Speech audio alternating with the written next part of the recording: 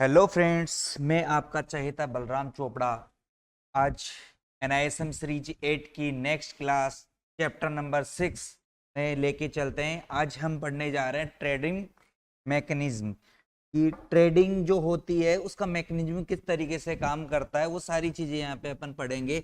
Order कैसे लगते हैं, कैसे रिजेक्ट होते हैं, कौन सा आपको ऑर्डर एग्जीक्यूट होता है, एल्गो ट्रेडिंग क्या होती है, उनका अपना सेटलमेंट आता है वो किस तरीके से आता है, कौन करता है, किस तरीके से करता है, क्या क्या चार्जेस कटते हैं, वो सारी चीजें अपने को यहाँ पे पढ़ने को मिलेगी। चलते हैं अपन नेक्स्ट क्लास में अपनी स्टार्ट करते हैं। ये ट्रेडिंग मैकेनिज्म कुछ खास ज़्यादा इतना है नहीं, बिल्कुल सिंपल सी चीज़ें हैं इसमें। ट्रेडिंग मैकेनिज्म में ये किस तरीके से काम करता है, अपन जो भी ट्रेड लगाते हैं वो इलेक्ट्रॉनिक तरीके से लगाते हैं अपन, ठीक है। और अपना जो सौदा होता है वो किस तरीके से हम लगाते हैं, क्या है, कहाँ पे कौन से टर्मिनल यूज करते हैं हम, किस तरीके से सौदा जाता है एक्सचेंज में, कैसा, वो सारी चीजें अपन यहाँ पे अभी पढ़ेंगे।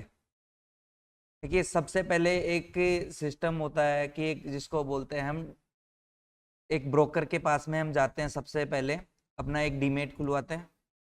क्या खुलवाते हैं? Demat account. उसी के साथ में वो खोलता है ट्रेडिंग अकाउंट। इसको क्या बोलते हैं? ट्रेडिंग कम डीमेट अकाउंट, ठीक है। डीमेट एक डिपॉजिटरी के पास में होता है अपना, जहाँ पे अपन ने कोई शेयर खरीदा तो वो सीधा डीमेट में चला जाता है। वहाँ पे एक लोकर होता है। डीमेट क्या होता है? एक लोकर होता है, वहाँ पे अपना शेयर सिक्योर्ड रहता है, सेव रहता है। दूसरा होता है ट्रेडिंग अकाउंट। ट्रेडिंग अकाउंट क्या होता है? जो भी अपन ने बाई सेल ऑर्डर लगाए वो ट्रेडिंग अकाउंट से लगाए हैं हमने। ये होता है ब्रोकर के पास में खुद का एक टर्मिनल होता है, उसके थ्रू हमने जो भी ट्रेडिंग की। जो भी डेरिवेटिव में होता है वो डीमेट में ना जाके वो कहाँ जाता है? ट्रेडिंग अकाउंट में ही रहता है, और ट्रेडिंग अकाउंट से ही उसके ट्रांजेक्शन्स होते हैं। तो ये अपने को समझना पड़ेगा। जो भी इंट्राडे के सौदे होते हैं वो डीमेट में नहीं जाते कभी भी। इंट्राडे के सौदे केवल और केवल ट्रेडिंग अकाउंट में ही जाते हैं। ट्रेडिंग अकाउंट से ही वो होता है, ठीक है। तो ये फाइनल हो गया अपना, समझ में आ गया डीमेट अकाउंट ट्रेडिंग अकाउंट क्या होता है। अब अपन चलते हैं ब्रोकर कौन कौन से होते हैं, किस तरीके के होते हैं, उनको क्या नाम से हम बोलते हैं, क्या नहीं बोलते हैं। देखिए, ब्रोकर तीन चार प्रकार के होते हैं। पहला ब्रोकर है अपना जो केवल ट्रेडिंग मेंबर ही है। दूसरा है ट्रेडिंग कम क्लियरिंग मेंबर। अच्छा, ये क्लियरिंग क्या है? जो हमने प्लस माइनस जो भी हुआ सारे दिन का, उसका सेटलमेंट करने वाली संस्था या इंस्टीट्यूट, उसको हम बोलेंगे क्लियरिंग मेंबर। क्लियरिंग मेंबर, ठीक है। अब चलते हैं ट्रेडिंग मेंबर पे। ट्रेडिंग मेंबर क्या करता है? They are member of stock exchange. हम यहाँ पे कोई सौदा भेजते हैं ट्रेडिंग मेंबर ट्रेडिंग अकाउंट के थ्रू, वो सौदा सीधा कहाँ चला जाता है? सीधा डायरेक्ट स्टॉक एक्सचेंज चला जाता है और अपना ट्रांजैक्शन एग्जीक्यूट हो जाता है, ठीक है। ये क्या करता है? They are member of stock exchange. Stock exchange का ये एक मेंबर होता है, वहां पे इसको रजिस्ट्रेशन कराना होता है। दे कैन ट्रेड आइदर, ये ट्रेड करता है किसके अकाउंट में? खुद के अकाउंट में। Self trade and behalf of their client on on their account. मतलब खुद के अकाउंट में, साथ में अपने जो भी क्लाइंट है उनके अकाउंट में ये ट्रेडिंग करता है। बस इसका काम इतना ही होता है, इससे ज्यादा कुछ नहीं होता, ठीक है। दूसरा होता है ट्रेडिंग कम क्लियरिंग मेंबर। आगे चलते हैं हम यहाँ पे। क्या होता है ट्रेडिंग कम क्लियरिंग मेंबर? इसमें क्या फर्क होता है? ये ट्रेडिंग तो करता है, वो जो अभी वाला जो बताया ट्रेडिंग वाला, वो सारे काम ये करता है, लेकिन उसके साथ में अपने क्लियरिंग के जो सौदे हैं उनको भी वो करता है। उससे पहले हम पढ़ते हैं एक बार, इससे पहले हम ये पढ़ते हैं सेल्फ क्लियरिंग मेंबर। इसका मतलब हो गया कि जो ट्रेडिंग मेंबर था अभी, जो भी अपना ट्रेडिंग मेंबर था वही काम इसका है। इसके साथ में अपने सौदे का ही ये क्लियरिंग या सेटलमेंट करेगा on proprietary trades their client. यानी कि ये केवल खुद के ही सौदे क्लियरिंग करेगा, इससे बाहर के नहीं करेगा। अब इससे भी थोड़ा सा ऊपर चलते हैं हम इस पे। ये खुद के तो करेगा ही करेगा, सेल्फ के करेगा, ओवन क्लाइंट्स के करेगा, इसके साथ में वो बाहर के क्लाइंट्स, क्या बोलेंगे, बाहर के क्लाइंट्स के भी क्लियरिंग करेगा। यानी कि this is clearing member who is also trading member on the exchange. ये क्वेश्चन आता है, क्या लाइन आती है, क्लियरिंग मेंबर और ट्रेडिंग मेंबर में क्या फर्क होता है। ट्रेडिंग मेंबर सीधा सीधा सा ये है कि ट्रेडिंग मेंबर ही होता है, इससे ज्यादा कुछ नहीं होता। ट्रेडिंग मेंबर, क्लियरिंग मेंबर वो is also a trading member, ये अपने आप, क्लियरिंग मेंबर कोई भी होता है वो अपने आप ट्रेडिंग मेंबर बन जाता है एक्सचेंज का। क्लियरिंग मेंबर में clear and settle their own proprietary trades, their client trade as well as other trading members and custodial participants के ट्रेड का सेटलमेंट भी ये करता है। इसमें ये फर्क होता है इन तीनों में। क्लियर। एक होता है प्रोफेशनल क्लियरिंग मेंबर, ये ट्रेडिंग मेंबर नहीं होता है, ये केवल और केवल क्लियरिंग मेंबर ही होता है, केवल सौदों का, जो भी सौदे लगे होते हैं उनका सेटलमेंट ही करता है। कैसे, ये प्रोफेशनल होता है, ठीक है। A PCM is not trading member of the exchange. Clear. ये क्या काम करता है, ये टाइपली बैंक और custodian become a PCM clear and settlement trading member as well as custodial participant के सौदे ये क्लियर करते हैं। यानी professional clear a trades of his associate trading member, यानी कि इनसे जुड़े हुए अपने जो ट्रेडिंग मेंबर है और इंस्टीट्यूशनल क्लाइंट्स है उन्हीं के सौदे ये क्लियरिंग में जाते हैं, इन्हीं के वो काम करते हैं। क्लियर आया समझ में। एक होता है पार्टिसिपेंट्स। पार्टिसिपेंट्स क्या होता है भैया, participant is a client, client होता है किसका, ट्रेडिंग मेंबर का। ये ट्रेडिंग मेंबर कौन है, ये मेंबर होता है अपने स्टॉक एक्सचेंज का, और इसका मेंबर होता है एक पार्टिसिपेंट्स। क्लाइंट्स में है थ्रू वारियस ट्रेडिंग मेंबर्स, यानी कि क्लाइंट्स बहुत सारे अलग अलग मेंबर्स के थ्रू, और यहाँ पे ये होता है सिंगल क्लियरिंग मेंबर, यहाँ पे ये उनका एक ही जगह से उनका जो क्लियरिंग मेंबर होगा वो सिंगल ही होगा, अलग अलग नहीं होगा। क्लियर। ऑथोराइज पर्सन क्या होता है, ये एक तरीके से सब ब्रोकरशिप, जैसे ब्रोकर होता है, ब्रोकर के नीचे वाला एक ब्रोकर, ब्रोकर के नीचे एक ब्रोकर, छोटा ब्रोकर काम करता है, उसको बोलते हैं सब ब्रोकरशिप, उसको बोलेंगे ऑथोराइज पर्सन। ठीक है। ये क्यों बनाए जाते हैं, कि सेबी ने इसकी परमिशन दी है कि आप अपने नेटवर्क को बेहतर कर सकते हैं, अपने नेटवर्क को एक्सपांड द ब्रोकर नेटवर्क, इससे क्या होता है ब्रोकर का नेटवर्क बढ़ जाता है। ठीक है, बस इतना ही काम है इसका भी, वो सारी चीजें अपन ने अभी क्लियर कर दी है। ठीक है, आगे चलते हैं। मार्केट टाइमिंग और डेरिवेटिव सेगमेंट। मार्केट टाइमिंग का आपको मैंने बताया हर बार 9:15 से 3:30 के बीच में मार्केट टाइमिंग होता है, लेकिन सेबी ने ये परमिट किया हुआ है स्टॉक एक्सचेंज को कि वो चाहे तो अपने डेरिवेटिव सेगमेंट को, इक्विटी सेगमेंट नहीं, केवल केवल केवल डेरिवेटिव सेगमेंट। अब डेरिवेटिव कोई सा भी हो सकता है, इक्विटी हो सकता है, इसके साथ में वो इंडाइसेस वाला हो सकता है, इंडेक्स वाला, इंडेक्स डेरिवेटिव सेगमेंट हो सकता है, कोई सा भी। उसको वो क्या करेगा, 9 बजे से 11:55 रात को तक वो बढ़ा सकता है, ये ऑलरेडी इसको परमिशन मिली हुई है। और अगर बात करें तो एमसीएक्स की, एमसीएक्स सुबह 9 बजे से 11:55 तक ही चलता है। ठीक है। अब ये क्या होता है कॉर्पोरेट हिराची, देखो ये एक पोजीशन है, जैसे कोई किसी कंपनी में हम जाते हैं तो कंपनी में एक पोजीशन होती है, अपना एक सीईओ हो गया, उसके नीचे ये लोग काम करते हैं, इनके ये 3-4 लोग काम करेंगे, इनके नीचे कुछ लोग काम करेंगे, तो ये इसी तरीके से काम करता है। सबसे नीचे आता है अपना, ये 3 प्रकार के मैनेजर होते हैं, इसको इस तरीके से समझो थोड़ा सा। एक होता है सबसे नीचे डीलर, डीलर के ऊपर होता है ब्रांच मैनेजर, ब्रांच मैनेजर के ऊपर होता है कॉर्पोरेट मैनेजर। अब कॉर्पोरेट मैनेजर के नीचे हजारों ब्रांच मैनेजर हो सकते हैं, लेकिन ब्रांच मैनेजर के नीचे हजारों डीलर हो सकते हैं। एक बड़ी ब्रांच है उसमें कितने भी डीलर हो सकते हैं। डीलर का क्या काम होता है, डीलर केवल खुद के ट्रेडिंग पैनल होता है, ट्रेडिंग पैनल होता है, उसी के वो सौदे देख सकता है। डीलर जो होता है खुद के जो लगाए हुए सौदे हैं, खुद के जो ट्रेडिंग पैनल है, उसी के वो सौदे या ट्रांजेक्शन वो देख सकता है। क्या कर सकता है, देख सकता है, उनको मॉडिफाई कर सकता है।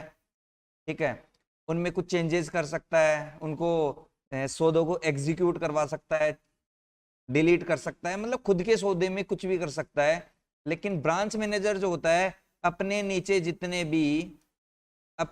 जितने भी डीलर होते हैं उन सभी के वो सौदे देख सकता है, सभी में वो चेंजेस करवा सकता है। लेकिन एक कॉरपोरेट मैनेजर सबसे ऊपर टॉप लेवल का आदमी होता है। क्या होता है? ये टॉप लेवल का आदमी होता है कॉरपोरेट वाला।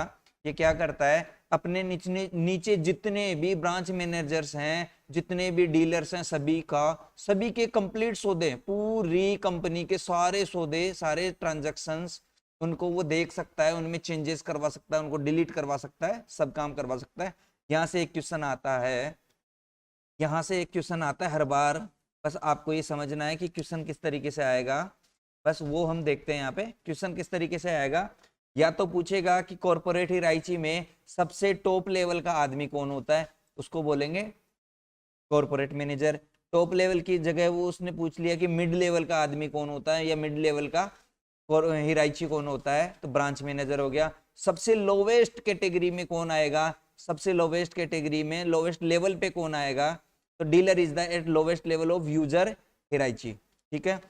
ही can view his own trades and trades does not have access to any other dealers, मतलब किसी के भी सौदे नहीं देख सकता, खुद के देख सकता है। Branch manager a user place the corporate manager, branch manager can perform view order trade relative activity all dealer under that branch. उसके नीचे जितने भी डीलर हुए हैं उनके सबके वो सौदे देख सकता है, सब में वो मॉडिफाई करवा सकता है। Branch manager a user highest level in the trading firm. यहाँ पे एक क्वेश्चन आता है, highest level in the trading firm कौन है?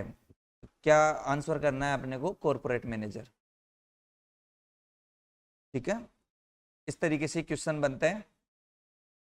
अब क्लाइंट ब्रोकर रिलेशनशिप क्या होता है भैया? यहाँ पे क्लाइंट और ब्रोकर का जो रिलेशनशिप किस तरीके से होता है, इनका इस तरीके से होता है कि इनके बीच में सारी चीजें अपने क्लियर रहती है। टाइम पे अपने जो भी ये इंश्योर करता है, टाइमली पे इन पे आउट फंड का, bank account segregation, client money, जो भी उसके मार्जिन है, उस सब चीजों को वो देखता है। ठीक है, तो इनका ये इस तरीके से रिलेशनशिप होता है, ज्यादा इसमें कुछ है नहीं। ऑर्डर टाइप और कंडीशन, अब हम कुछ भी सौदे डालते हैं मार्केट में, कुछ खरीदने जाते हैं, कुछ बेचने जाते हैं, तो ऑर्डर टाइप आते हैं। ऑर्डर टाइप दो प्रकार के होते हैं। सौदे में लगा रहा हूं, कोई चीज मेरे को खरीदना है तो मैं कोई सौदा मारूंगा, तो सौदा दो प्रकार का होता है। पहला होता है टाइम कंडीशन वाला, टाइम की कंडीशन लग जाए उसमें, उस सौदे में, तो वो होता है टाइम कंडीशन। दूसरा होता है कि मैं प्राइस की कंडीशन उसमें डाल दूं, तो वो प्राइस कंडीशन वाले सौदे हो जाते हैं। इसमें दो प्रकार के सौदे होते हैं। एक तो होता है डे ट्रेडिंग, यानी कि आज के दिन, यानी कि इंट्राडे की बात करूं तो वो डे ट्रेडिंग वाला सौदा हो जाएगा। दूसरा सौदा लगेगा मेरा अपना होता है आईओसी का मतलब होता है इमीडिएट और कैंसिल ऑर्डर। अब यहाँ पे कि क्वेश्चन आता है कि इनमें से कौन सा टाइम कंडीशन वाला ऑर्डर नहीं है, या इनमें से कौन सा ऑर्डर प्राइस कंडीशन का नहीं है, या इनमें से कौन सा प्राइस कंडीशन का है, इनमें से कौन सा टाइम कंडीशन का ऑर्डर है। 4-5 ऑर्डर के नाम आ जाएंगे। स्टॉप लॉस ऑर्डर हो गया, लिमिट ऑर्डर हो गया, मार्केट ऑर्डर हो गया, एक हो गया आईओसी ऑर्डर। अब इसमें से पूछेगा कि भैया इसमें से टाइम कंडीशन वाला सौदा कौन सा है, तो मैं बोलूंगा आईओसी। ठीक है, इनमें से टाइम कंडीशन के अलावा कौन से सौदे हैं, ये तीनों आ जाएंगे। ये प्राइस कंडीशन वाले, stop loss, limit order, market order, ये प्राइस कंडीशंस होती है। आगे चलते हैं, इसमें देखते हैं। अभी टाइम कंडीशन में डेट ऑर्डर लगता है। डे ऑर्डर यानी कि वो उसमें पहले ही कंडीशन डाल देता है कि ये सौदा केवल आज के दिन का है, इंट्राडे का सौदा है, automatically at the end of cancel, सारे सौदे कैंसिल हो जाते हैं। अगर मुझे टाटा मोटर्स चाहिए और मैंने डाला कि 300 रुपये में मुझे मिलना चाहिए, वो सारे दिन 305 ही ट्रेड कर रहा है, तो 305 अगर वो चल रहा है, 300 पे नहीं आया, तो वो सौदा मेरा एग्जीक्यूट नहीं होगा। वो ऑटोमेटिकली शाम को इवनिंग में जैसे मार्केट क्लोज होगा तब वो कैंसिल हो जाएगा। दूसरा आता है इमीडिएट और कैंसिल। ये होता है कि जब मैंने सौदा डाला आईओसी का, इमीडिएट या तो वो सौदा एग्जीक्यूट हो जाएगा या कैंसिल हो जाएगा। अगर उसको कुछ भी नहीं मिलता है, ठीक है, वो कैंसिल हो जाएगा। दूसरा आता है प्राइस कंडीशन में, एक होता है लिमिट ऑर्डर। लिमिट ऑर्डर अभी मैंने आपको बताया, लिमिट ऑर्डर एक ऐसा सौदा होता है जो जरूरी नहीं इंट्राडे का सौदा हो, उसको आप कैरी भी कर सकते हो। मेरे को लग रहा है मार्केट टाटा मोटर 305 रुपए चल रहा है, मेरे को लग रहा है जब ये 250 आए तो मुझे खरीदना बनता है, और मैं उस टाइम पे क्या पता देखूं कि नहीं देखूं, तो ऐसा एक सौदा बना के वहां पे डाल दूंगा कि जब भी ये 250 रुपए आए तो मेरा सौदा एग्जीक्यूट हो जाए। उसको बोलते हैं लिमिट ऑर्डर, यानी कि एक प्राइस की लिमिट उसने फिक्स कर दी कि इस रेट पे ही मुझे मिलना चाहिए, उससे ज्यादा नहीं मिलना चाहिए, ठीक है। दूसरा होता मार्केट ऑर्डर, मार्केट में जो भी रेट चल रही है, अभी जो भी रेट चल रही है उस पे सौदा तुरंत, जैसे ही सौदा डालोगे तुरंत एग्जीक्यूट हो जाएगा, आपको वो सौदा मिल जाएगा, वो ट्रांजेक्शन आपका कंप्लीट हो जाएगा। एक होता है stop loss order. Stop loss order क्या होता है, जैसे मार्केट अगर मान के चलो 100 रुपए कोई शेयर चल रहा है, मेरे को लग रहा है मैंने यहाँ पे 100 रुपए में खरीद लिया, ठीक है, बाई कर लिया।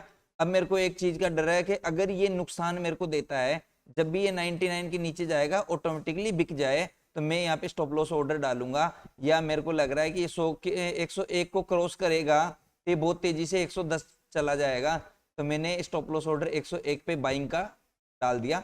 यहाँ पे एक होती है ट्रिगर प्राइस। ट्रिगर क्या होती है, जब भी ये रेट ट्रिगर हो जाए, ऊपर में 101 का लेवल, नीचे में 99 का लेवल, तो वहां पे एक ट्रिगर प्राइस होती है, उसके साथ में एक लिमिट प्राइस या प्राइस और डालनी होती है कि भैया आपका ट्रिगर तो 99 पे हो गया, अगर वहां पे रेट आपको नहीं मिली तो क्या होगा, तो इसके बीच में एक डिफरेंस रखना होता है। 99 आपने 100 रुपए में बाई किया, 99 आया और तुरंत ही वो नीचे चला गया, आपने रेट डाल दी 98, तो इसका मतलब हो गया कि वो आपका सौदा एग्जीक्यूट हो जाए 99 जाते ही, चाहे तो वो 99 पे बिकेगा या 98 और 99 के बीच में कहीं भी सौदा एग्जीक्यूट हो सकता है। ऐसे ही अपन खरीदते टाइम पे क्या करते हैं, ऊपर का एक रेट प्राइस डालते हैं कि इसके बीच में मेरे को ये मिल जाए, ठीक है। क्लियर, स्टॉप लॉस ऑर्डर आपका क्लियर हो गया। आगे चलते हैं हम,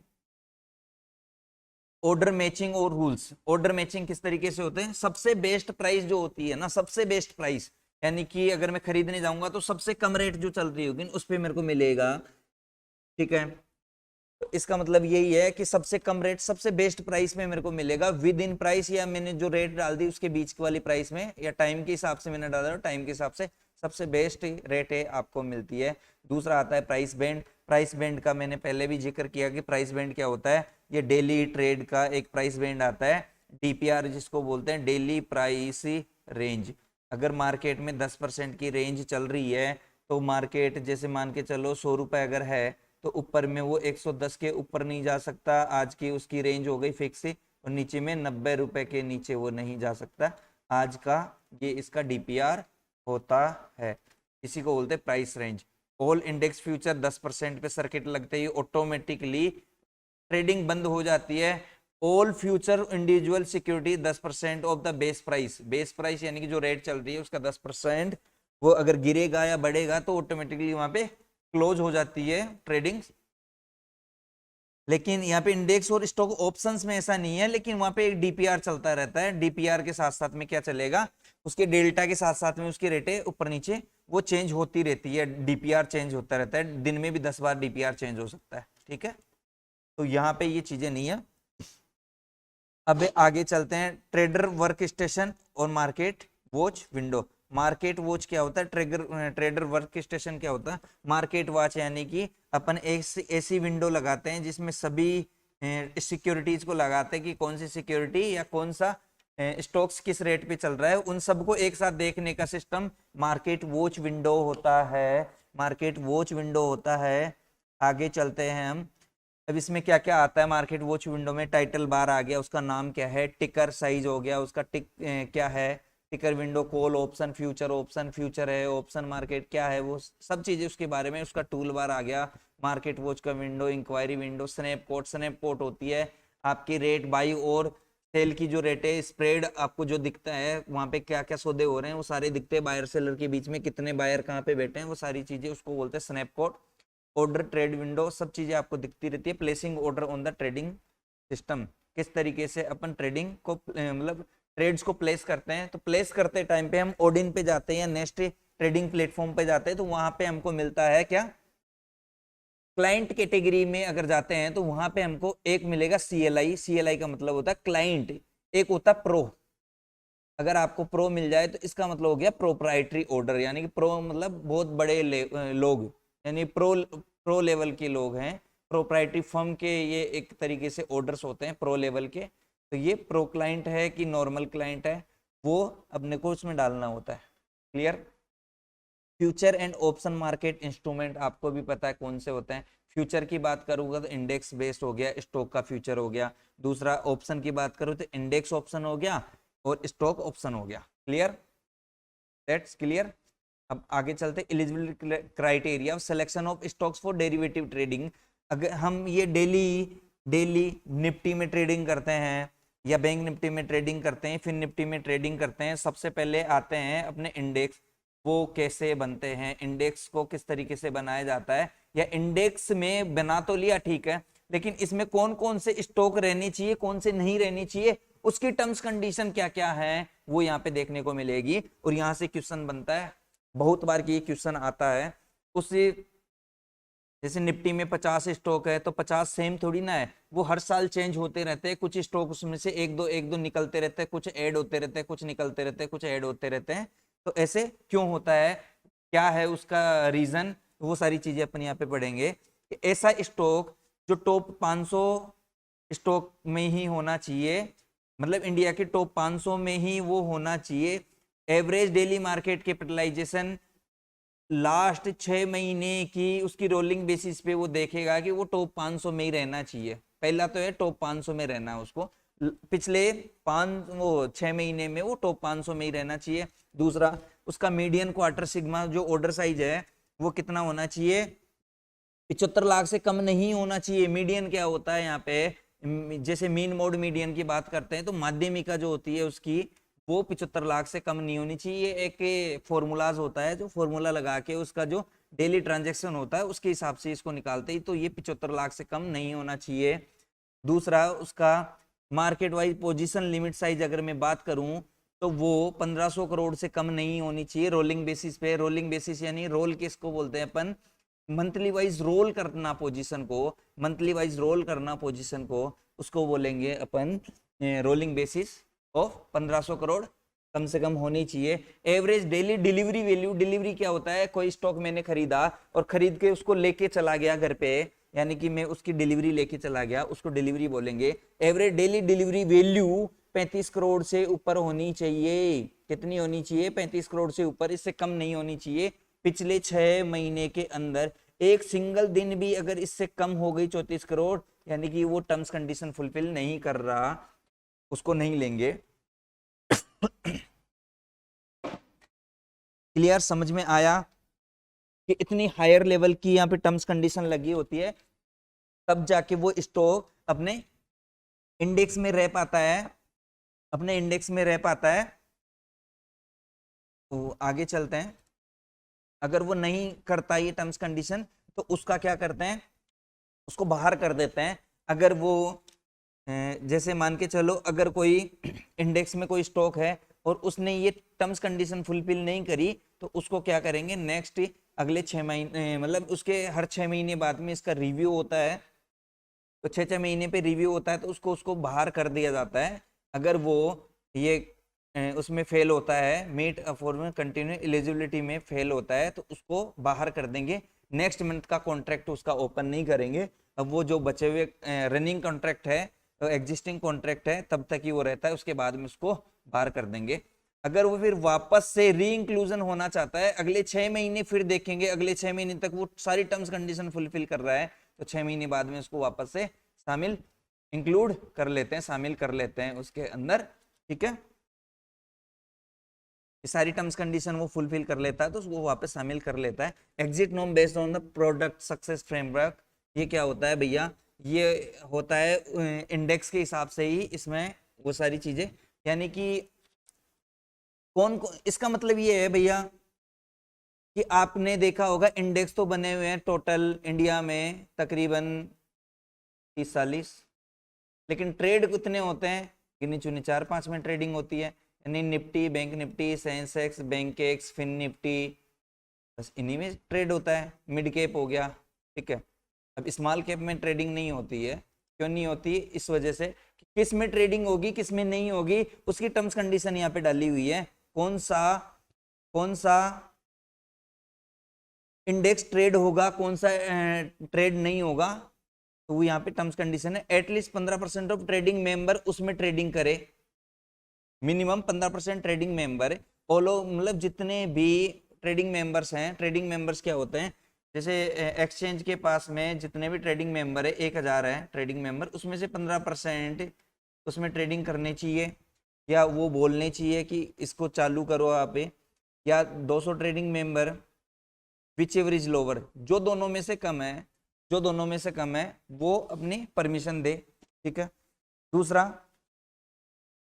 trading on minimum 75% daily trading during the review period, review period में 75% इतनी डेली ट्रेडिंग होनी चाहिए। एवरेज डेली टर्नओवर कितना होना चाहिए, 75 करोड़ से कम नहीं होना चाहिए डेली टर्नओवर उसका। Average daily notional open interest की बात करूं, सिंगल साइड यानी future plus option notional at the at least 500 crore कम से कम उसका या इससे ज्यादा होना चाहिए, तभी वो उसको शामिल करते हैं।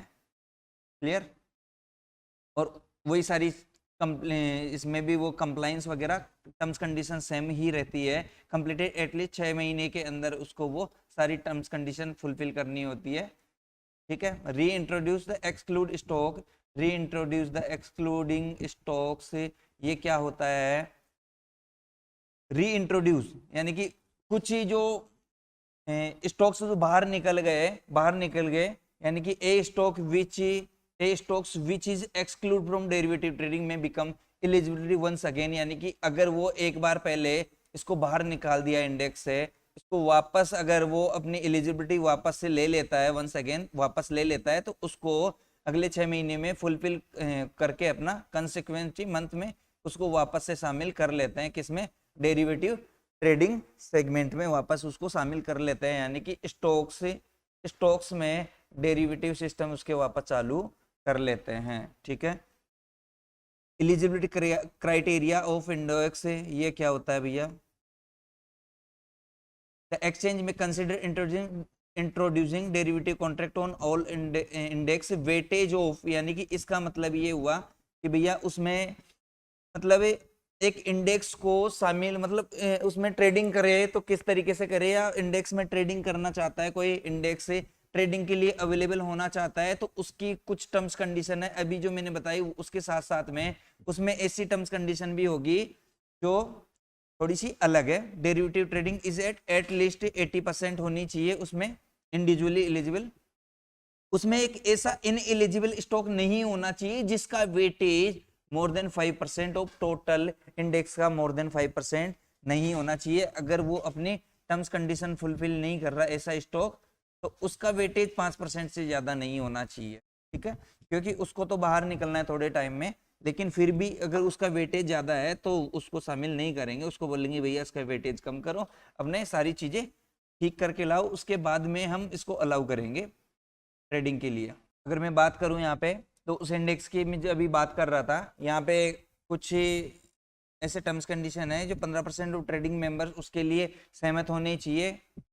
Index derivative trading 20 trading members which ever lower, या तो 15% या 20 ट्रेडिंग मेंबर, जो भी कम है कम से कम उतने उसमें डेरिवेटिव ट्रेडिंग के लिए सहमत होने चाहिए। Trading minimum 75% trading day during review period में इतना होना चाहिए। डेली टर्नओवर 10 करोड़ होना चाहिए। डेली ओपन इंटरेस्ट 4 करोड़ होना चाहिए, तब जाके उसमें ये चीजें सारी चीजें शामिल अपन करेंगे। आगे नेक्स्ट चलते हैं। इसमें ज्यादा कोई क्वेश्चन आता नहीं इतना खास, ठीक है।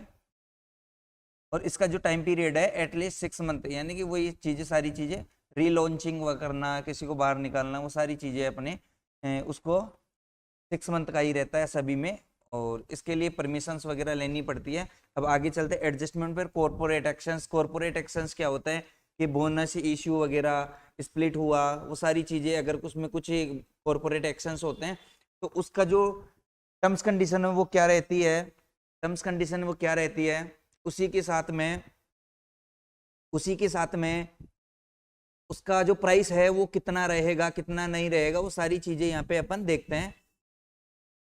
किसी को बोनस मिल गया, राइट हो गया, डीमर्जर हो गया, मर्जर हो गया, तो उसमें ट्रेडिंग रुकेगी कि नहीं रुकेगी, उसका प्राइस होगा तो वो पहले जितना ही रहेगा कि इसका कुछ चेंजेस होगा, वो सारी चीजें यहाँ पे अपन पढ़ेंगे, यहाँ पे पढ़ेंगे। अभी हम चलते हैं आगे। कुछ ऐसे सिस्टम है जिनकी बोनस, स्प्लिट और कंसोलिडेशन ऐसी चीज है जिसमें अपन क्या करते हैं, एक साथ ही इनका सेटलमेंट करते हैं। स्ट्राइक प्राइस किस तरीके से सेटल होती है, मार्केट लोड कैसे सेटल होता है, पोजीशन साइज कैसे सेटल होती है, बोनस। यानी कि इसको सिंपल तरीके से आप समझो, सिंपल तरीके से समझो।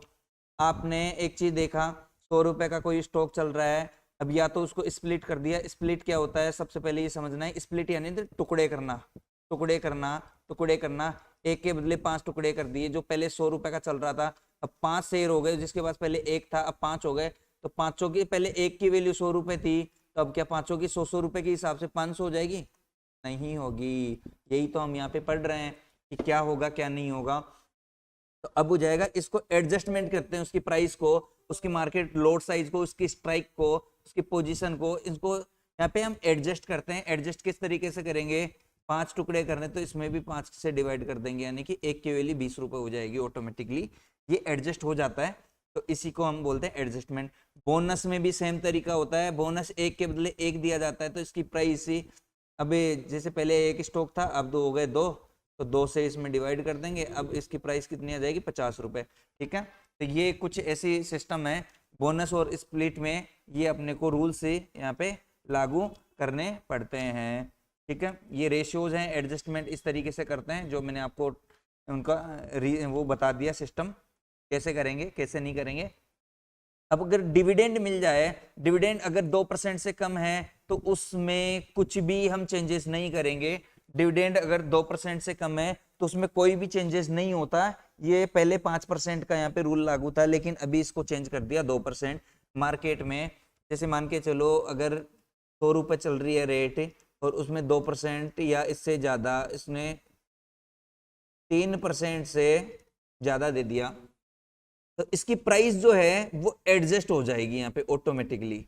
ठीक है, इनके जो डेरिवेटिव सिस्टम है, डेरिवेटिव सिस्टम कौन से, मार्केट वो लोड साइज हो गया या उसका रेट हो गया, तो रेट्स को चेंज कर देंगे यहाँ पे ऑटोमेटिकली। रेट्स का एडजस्टमेंट हो जाता है उसके हिसाब से, क्योंकि उसको 3 रुपए जब डिविडेंड मिल गया, 100 रुपए रेट चल रही थी, ऑटोमेटिकली जब रेट खुलेगी अगले दिन तो वो 97 ही खुलेगी मार्केट में, क्योंकि 3 रुपए तो उसको ऑलरेडी मिल चुका है, 97 अभी इसकी रेट ओरिजिनल वैल्यू है।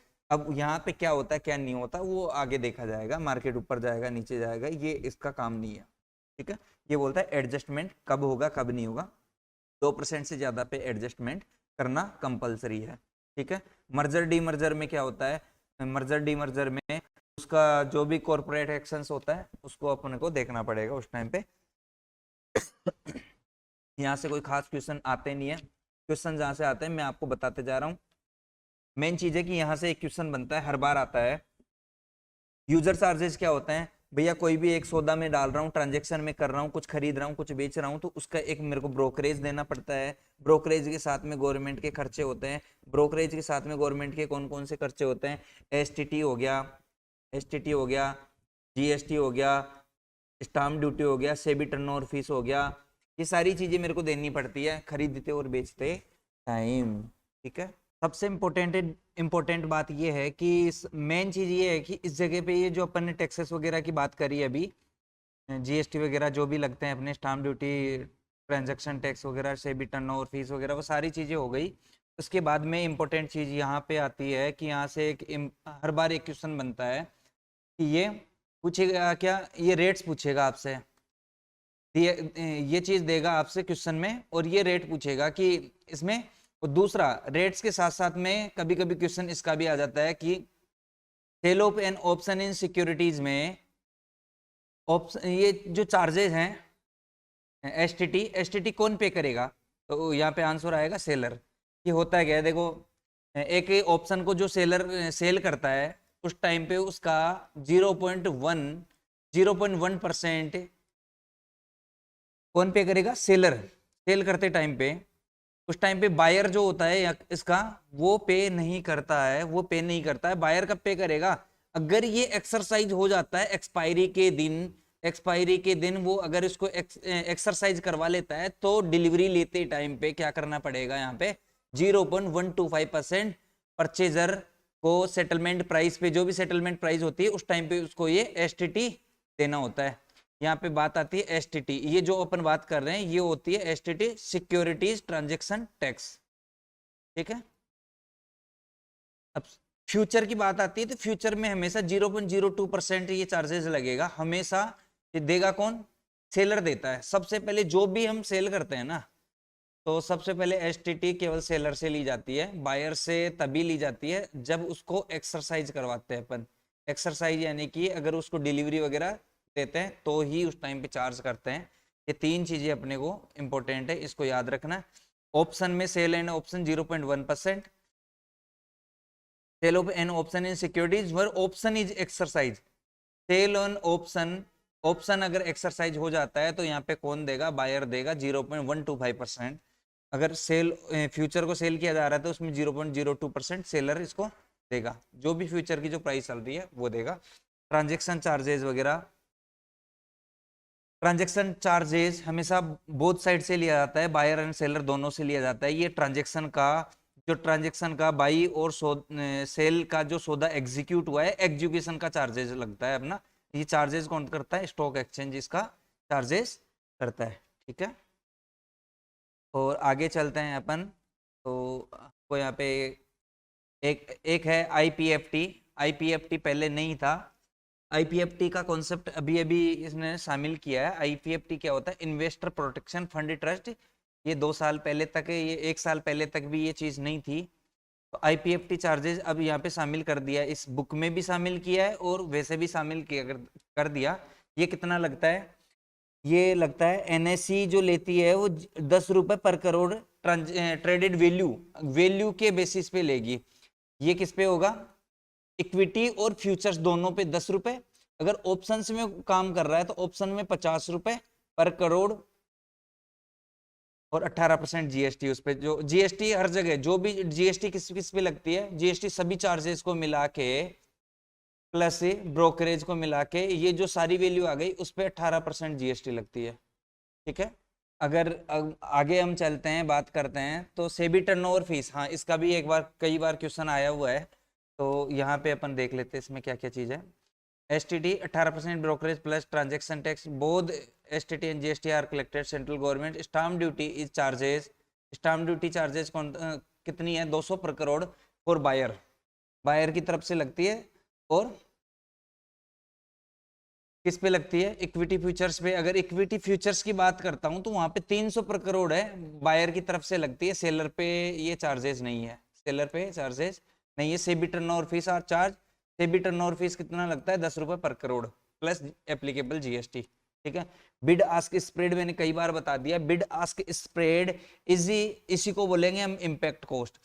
बिड आस्क स्प्रेड जितना ज्यादा होगा, जितना मैक्स होगा, इम्पैक्ट कॉस्ट भी उतनी ही ज्यादा लगेगी। इम्पैक्ट कॉस्ट यानी कि उसको जो दोनों का डिफरेंस है बिड और आस्क में, जितना ज्यादा डिफरेंस होगा उतना ही ज्यादा चार्जेस लगेगा। बिड आस्क स्प्रेड जितना कम होगा उतना ही इम्पैक्ट कॉस्ट कम होगा। ठीक है, अब cost of trading, cost of trading अगर हम निकालते हैं तो कभी कभी क्वेश्चन आज तक कभी आया नहीं है, फिर भी अपने को पता होना चाहिए कि अगर मैं कोई एक सौदा डाल रहा हूँ, एक ट्रांजेक्शन डाल रहा हूँ, तो मेरा कितना खर्चा आएगा उस पर। अगर मेरे को 1 रुपए का प्रॉफिट नहीं होता है तो देखो कॉन्ट्रैक्ट वैल्यू यहाँ पे इन्होंने दे दी 8,75,000 रुपए। 875 कैसे आ गई? एक सिंपल सा इन्होंने ले लिया 17,500 का 50 का लोट साइज है।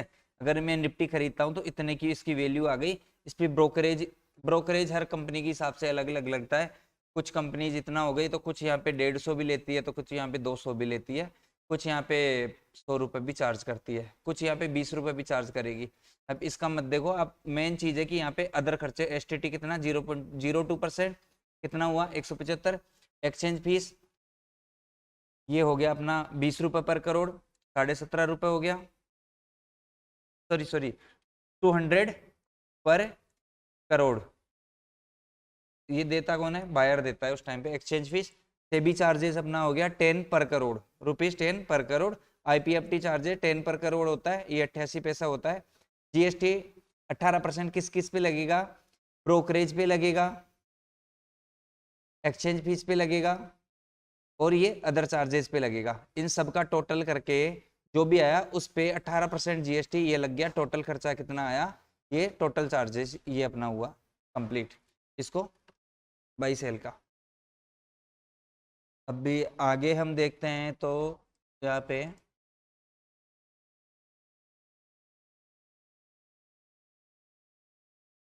एल्गो ट्रेडिंग क्या होती है? एल्गो ट्रेडिंग बहुत बड़ा कुछ कंसेप्ट नहीं है, एक बिल्कुल सिंपल सी चीज है, सिंपल सी थ्योरी यहाँ पे वर्क करती है। कुछ सौदे हम मैन्युअली ट्रेड करते हैं कि जैसे मेरे को कोई सौदा दिखा, मैंने एक मैन्युअली ट्रेड डाला तो उसको मैनुअल ट्रेड बोलते हैं। अपन किसी की कोडिंग करके बहुत सारे सौदे, कितने, बहुत सारे सौदे एक साथ में डालता हूँ, बहुत सारे ट्रांजेक्शन्स या सौदे एक साथ एग्जीक्यूशन में डालता हूँ, तो इसको हम क्या बोलते हैं? Algo trading. एल्गो ट्रेडिंग इसे मतलब एक सॉफ्टवेयर के थ्रू, एक प्रोग्राम होता है, सॉफ्टवेयर के थ्रू बहुत सारे अपन ट्रेड्स एक सिंगल साइड में डाल सकते हैं और मैक्सिमम ऑप्शन सेलर जो बड़ी बड़ी कंपनीज हैं, बड़ी बड़ी प्रो फर्म्स हैं, वो सारे एल्गो ट्रेडिंग ही काम में लेती है, एल्गो ट्रेडिंग से वो काम करती है। ठीक है, एल्गो ट्रेडिंग की प्रोसेस है एग्जीक्यूशन ऑर्डर यूटिलाइज ऑटोमेटिक, ये ऑटोमेटिक तरीके से कंप्यूटर से प्री प्रोग्राम जो उसकी कोडिंग जो होती है, उस कोडिंग के द्वारा ऑटोमेटिकली ट्रेडिंग होता है। ठीक है, और ये इसको बोलते हैं HFT। कभी कभी इसकी जगह आ जाएगा HFT। What is the HFT की फुल फॉर्म भी कई बार पूछी जा चुकी है, व्हाट इज द HFT? इसको बोलते हैं हाई फ्रीक्वेंसी ट्रेडिंग। यहाँ पे ये HFT ये इसी का एक पार्ट है। या फिर क्वेश्चन पूछ लिया जाता है HFT is a part of, HFT is a part of, तो ऑप्शन में क्या आएगा? एल्गो ट्रेडिंग अपना आंसर रहेगा। ठीक है, ओके, आगे हम चलते हैं। यहाँ तक अपना क्लियर हो गया अपना। आगे अगर मैं बात करूं तो एल्गो ट्रेडिंग के आगे ट्रैकिंग फ्यूचर से and option data. Option data को अपन ट्रैक करते हैं, किस तरीके से करते हैं ये अपन ने पहले पढ़ चुके हैं अपन। ये क्या होता है ट्रैकिंग का सिस्टम? यहाँ पे बिल्कुल सिंपल सी चीज़ है, डेट उसमें आता है, उसका सिंबल, उसका इंस्ट्रूमेंट, एक्सपायरी डेट, ये सारी चीज़ें यहाँ पे देखने को मिलेगी। ऑप्शन टाइप कौन सा हो गया? यूरोपियन है, कॉल है, पुट है, कौन सा है, अमेरिकन है, कॉर्पोरेट एक्शन लेवल क्या क्या है, स्ट्राइक प्राइस क्या है, ओपनिंग प्राइस क्या है, हाई प्राइस क्या है, उसकी लो प्राइस क्या है, उसकी क्लोजिंग प्राइस क्या है, लास्ट ट्रेड प्राइस क्या है, एलटीपी क्या है, एलटीपी बोलेंगे इसको, last trade price, open interest क्या है, टोटल ट्रेडेड क्वांटिटी क्या है, total trade value, number of trade से। अब यहाँ पे बात आ रही है एफ एंड ओ मार्केट में अगर ट्रेंड्स की बात करते हैं तो ट्रेंड्स की बात अपने पिछले चैप्टर में भी हमने करी थी। पॉजिटिव ट्रेंड, ये किस तरीके से हम डिफाइन करते हैं पॉजिटिव ट्रेंड को? पॉजिटिव ट्रेंड डिफाइन होता है जब इसमें बहुत सारे टॉप गेनर आ जाए, अगर फ्यूचर में, उसके फ्यूचर में बहुत सारे टॉप गेनर आ जाए, मतलब टॉप गेनर यानी कि ये बहुत ज़्यादा मार्केट में ट्रेंड करने लग जाए, टॉप गेनर यानी कि बहुत ज़्यादा परसेंटेज में बढ़ चुका होगा, तब जाके ये टॉप गेनर्स में शामिल होता है। नेगेटिव ट्रेंड, पर्टिकुलर स्टॉक की बात कर रहा हूँ, नेगेटिव ट्रेंड कब आएगा? जब टॉप लूजर में वो शामिल हो जाए फ्यूचर में। Future OI gainer, OI gainer की बात हो रही है यहाँ पे। ओपन इंटरेस्ट गेनर यानी कि ओपन इंटरेस्ट गेन कब होता है? ओपन इंटरेस्ट क्या है? सेलिंग, तो open interest is like decline mode. ठीक है, future OI losers, OI loser कब होता है? जब इसको सेलर इन्होंने सेल कर रखा है और अपनी ओपन इंटरेस्ट जो पड़ी थी उसको उन्होंने क्या किया? ओआई ओपन यानी कि आउटस्टैंडिंग ओपन इंटरेस्ट थी उसको उन्होंने कवर कर लिया। कवर कर लिया यानी कि कम हो गई, कम हो गई तो ओआई यानी कि कम हो गई, ओआई कम हुई तो क्या हुआ? मार्केट शायद यहाँ पे क्या हुआ होगा? ऊपर गया होगा, तभी तो ओआई कम हुई होगी। क्लियर? आगे चलते एक्टिव कॉल, एक्टिव पुट, कितनी कॉल कितनी पुट है, पीसीआर कितना है। अब यहाँ पे इंपॉर्टेंट चीज है कि एक नया टॉपिक आपके ऐड हुआ है जो पहले नहीं था, ये वाला टॉपिक नया न्यू ऐड हुआ है आपके लिए अभी अभी। Introduction to investor risk reduction access, IRRA, या तो इसकी फुल फॉर्म पूछ ली जाएगी आपसे। ठीक है, और ये क्या है? इन्वेस्टर रिस्क रिडक्शन, एक अभी सेबी ने, सेबी नहीं, NSE एंड BSE ने अपनी अपनी एक डिजास्टर रिकवरी साइट बनाई है। यानी कि अगर NSE बॉम्बे अगर क्रैश हो जाए पूरा डेटा, तो क्या कर सकते हैं उस टाइम पे? क्योंकि अगर मार्केट चल रहा हो उस टाइम पे क्रैश आ जाए, क्योंकि एक दिन ऐसा हुआ था 2 साल पहले की बात है, एक दिन ऐसा हो गया था 11:15 पे और मार्केट पूरा क्रैश हो गया था उस टाइम पे। मार्केट यानी कि ना सौदे एग्जीक्यूट हो रहे थे ना और कुछ हो रहा था, तो उसकी रिकवरी के लिए उसको डिजास्टर साइट पे ट्रांसफर किया और वहां से उसका एग्जीक्यूशन चालू किया। और वहां पे उस दिन के बाद मैं आपको बताऊं 3:15 पे वापस ट्रेडिंग स्टार्ट हुई, जो तकरीबन 5-5:30 बजे तक चली थी। जो 3:30 बजे तक चलती थी उसको उसका टाइम बढ़ा के 5:30 बजे तक किया गया था उस दिन का, बिकॉज यहां से 11 बजे मार्केट में ट्रेडिंग बंद हो गई थी और 3:15 तक ट्रेडिंग बंद रही थी, क्योंकि मार्केट इस तरीके से, मतलब मार्केट में या सॉफ्टवेयर में या एनएससी के जो स्टॉक एक्सचेंज है उसमें क्रेश आ गया था, उसके सॉफ्टवेयर में सिस्टम में क्रेश आ गया था। तो उसके लिए एक अलग से साइट प्लान बनाया कि दूसरा एनएससी जो मद्रास में है, यहाँ पे मद्रास में एनएससी मद्रास चेन्नई, यानी कि चेन्नई में ट्रांसफर कर दिया। तो कभी कभी जब भी हमारा मॉक ट्रेडिंग सेशन होता है, मॉक ट्रेडिंग, तो वो हमेशा डिजास्टर साइट से होता है। किससे? डिजास्टर साइट से होता है, चेन्नई से होती है उसकी ट्रेडिंग, मॉक ट्रेडिंग का। यानी कि investor in design from protective investor from technical glitch आ जाए उसको, अनफोर्सिन आउटेजेस, इन्हीं को बोलते हैं अपन। तो उसके लिए एक जॉइंट प्लेटफॉर्म बनाया है एक्सचेंज के द्वारा इन्वेस्टर की उस चीज के लिए, भरपाई के लिए, कि कल को कुछ ऐसी दिक्कत ना आ जाए। तो उसके लिए अगर ऐसा हो जाए तो उसको तुरंत विद इन मिनट्स में डिजास्टर रिकवरी साइट पे उसको ट्रांसफर किया जा सकता है। मेन एनएससी के एक्सचेंज से डिजास्टर रिकवरी साइट से उसकी ट्रेडिंग चालू की जा सकती है। तो ये सिस्टम वापस से अभी नया लॉन्च किया गया है। तो यहाँ पे कुछ खास ज्यादा है नहीं, बस इतना ही समझना है कि यहाँ से जो क्वेश्चन आएंगे तो या तो इसका फुल फॉर्म पूछ लेगा, या फिर रिकवरी साइट्स क्या होती है क्या नहीं, इसके बारे में पूछ लेगा। इतना ज़्यादा इसमें कोई और है नहीं। अब ये आता है फ्रेमवर्क, ये भी नया अटैच हुआ है इसी में, disaster recovery electronic trading system में क्या क्या टेक्निकल ग्लिच हो सकती है, क्या क्या है क्या नहीं है, वो सारी चीज़। अब यहाँ पे एक बार ये फुल फॉर्म अभी पूछी गई थी पिछली बार वाले एग्जाम में, आरसीए क्या होता है, रूट कोज एनालिसिस, आरसीए की फुल फॉर्म पूछी यहाँ पे, ठीक है।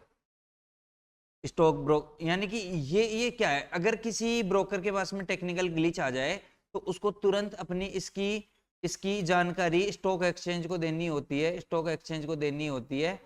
और यहाँ पे किसी का अगर कुछ दिक्कत आई होगी, किसी का नुकसान हुआ होगा, तो इसकी भरपाई कहाँ से होगी? इन्वेस्टर प्रोटेक्शन फंड से, आईपीएफ से, ठीक है।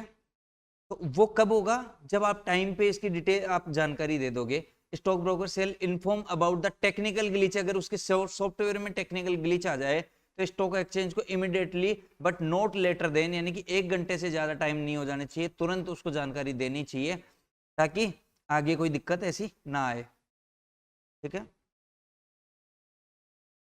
अगर स्टॉक ब्रोकर ऐसी प्रिलिमिनरी इंसिडेंट रिपोर्ट एक्सचेंज को, मतलब एक नॉर्मल अगर इंसिडेंट अगर होता है नॉर्मल, या पहले से कुछ डिफाइन है जो वो सुधार नहीं कर पा रहा, तो उसकी जानकारी कब देनी पड़ती है? T+1, यानी कि ट्रेडिंग का डे प्लस अगला नेक्स्ट डे, तो उसमें उसकी जानकारी दी जानी चाहिए, ठीक है। और आरसीए की जानकारी कितने टाइम में देनी होती है? विद इन 40 डेज आरसीए की जानकारी कितने टाइम में? रूट कोज एनालिसिस की जानकारी 40 डेज में दी जानी चाहिए। और अब आती है आगे एक लामा का क्वेश्चन आता है। लामा का फुल फॉर्म पूछा गया था, व्हाट इज लामा? तो LAMA is a logging and monitoring mechanism system of stock exchange, ठीक है। तो ज़्यादा यहाँ पे बहुत बड़े कोई क्वेश्चन आने वाले नहीं है बिल्कुल, या तो इनकी केवल फुल फॉर्म वगैरह पूछा जाएगा आपसे, ज़्यादा कुछ नहीं। अब आगे चलते हैं हम सैंपल क्वेश्चंस पे। On the derivative exchange, all order entered on the trading system are at prices exclusive of brokerage। यानी कि ये पूछा जा रहा है यहाँ पे क्वेश्चन, क्या पूछा जा रहा है कि जो भी हम ऑर्डर में एंट्री करते हैं ट्रेडिंग सिस्टम में, तो वो जो प्राइस हमको सामने दिखती है वो ब्रोकरेज के अलावा होती है कि उसमें ब्रोकरेज भी शामिल होता है? तो हमको क्या करना है यहाँ पे? Exclusive of brokerages. क्या होता है? Exclusive of brokerages. True. A trader has boat 100 shares, यहाँ पे 100 शेयर इन्होंने खरीदे 780 के भाव में, और वो एक्सपेक्ट कर रहा है प्राइस टू गो, प्राइस ऊपर जाएगा upside, but want protect himself the price fall. वो खुद को सेल्फ भी अपना प्रोटेक्ट भी करना चाह रहा है कि अगर प्राइस फॉल हो जाता है तो मेरा मैक्सिमम लॉसेज जो होता है, लॉस मोर देन रुपीज, यानी कि 1000 से ज्यादा नहीं होना चाहिए। क्या नहीं होना चाहिए? 1000 से ज़्यादा लॉस नहीं होना चाहिए। तो वो क्या करेगा, एक SL ऑर्डर डाल देगा। क्या बोलते हैं उसको, स्टॉप लॉस ऑर्डर। कहाँ पे, किस जगह पे डालेगा, यहाँ पे रेट आई, उन्होंने 780 में खरीदा है, 100 शेयर खरीदे, 1000 रुपये रिस्क आता है, 100 शेयर यानी कि 1000 रुपये कितना पर शेयर कितना आया, 1000 डिवाइड बाई 100, पर शेयर कितना 10 रुपीज। तो 10 रुपीज इसमें से कम अगर हो जाता है तो वो अपनी पोजीशन काट देगा, यानी कि stop loss order for 100 share of XYZ at 770 पर शेयर में लगा देगा। Place it stop loss order. Clear.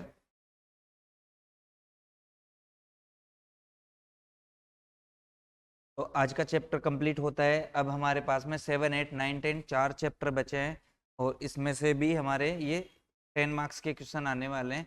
जो अभी चैप्टर कंप्लीट हुआ है उसमें भी 10 मार्क्स के क्वेश्चंस आने वाले थे। क्लियर।